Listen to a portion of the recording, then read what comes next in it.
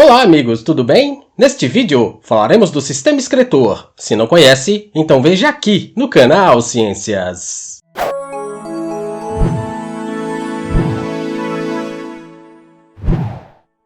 O sistema excretor é o sistema que faz a filtração do sangue, que é bombeado do coração. Tudo isso para retirar do organismo as substâncias em excesso e os produtos residuais do metabolismo. Isso contribui para a manutenção da homeostase, ou seja, a composição química do interior do nosso corpo. E essa excreção é feita através da urina. Agora, vamos conhecer os órgãos e o funcionamento do sistema excretor humano. Ele é composto por 2 rins, por 2 ureteres, pela bexiga e pela uretra. Vamos conhecer os rins. Os rins humanos são muito parecidos com grãos de feijão. Eles são envolvidos por uma cápsula chamada de cápsula renal. É constituída por tecido conjuntivo denso e rica em fibras colágenas. Na região mais periférica dos rins fica o córtex renal, e na região mais central, a região conhecida como medula renal. A medula renal tem algumas estruturas com aspecto de pirâmides. Elas são as pirâmides de Malpighians. Em cada rim é encontrada uma artéria, que é denominada de artéria renal. Ela é um ramo da artéria aorta. Dentro dos rins surgem as arteríolas, que dão origem às redes capilares. Esses capilares reúnem-se formando as vênulas, que desembocam numa veia renal. A veia renal sai dos rins e abre-se na veia cava inferior. Cada rim humano é composto por milhares de unidades que são chamadas de néfrons. Eles são constituídos pelo glomérulo de Malpighians, pelo tubo contorcido proximal, pela alça néfrica e pelo tubo contorcido distal. Nos néfrons são onde ocorrem os processos da formação da urina. Outro componente do sistema excretor são os ureteres. Eles são 2 tubos que transportam a urina do rim até a bexiga.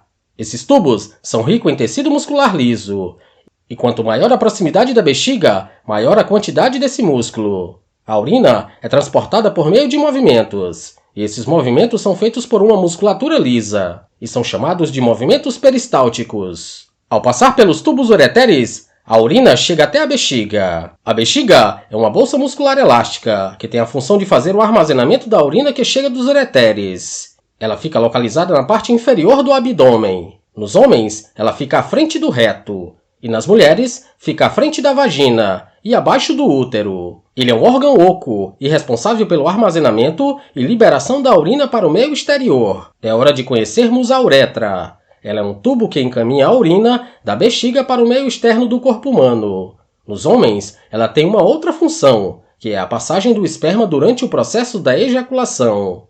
A uretra masculina é formada por 3 partes, que são a prostática, a membranosa e a cavernosa ou peniana.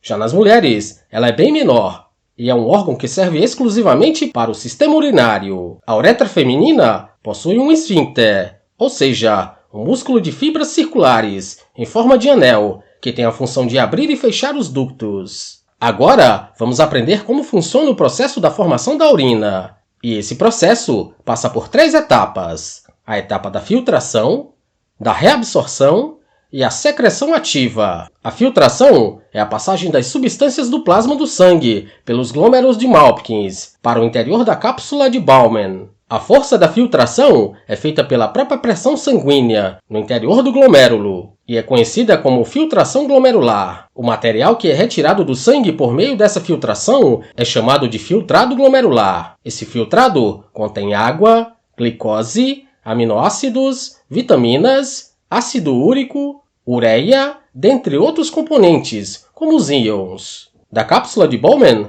o filtrado passa para o interior dos túbulos renais, onde a maior parte das substâncias que o constituem faz o retorno para o sangue através de um processo que é chamado de reabsorção. A reabsorção renal é o processo de retorno das substâncias do filtrado glomerular para a corrente sanguínea, e isso é feito pelas paredes dos túbulos renais, ou seja, pelas substâncias que passaram pelos processos de filtração do sangue, e pode acontecer pela reabsorção ativa, quando tem um gasto de energia, ao deslocar o soluto contra um gradiente eletroquímico. As substâncias são a glicose, os aminoácidos, as vitaminas, dentre outras. Podem ocorrer também a reabsorção passiva.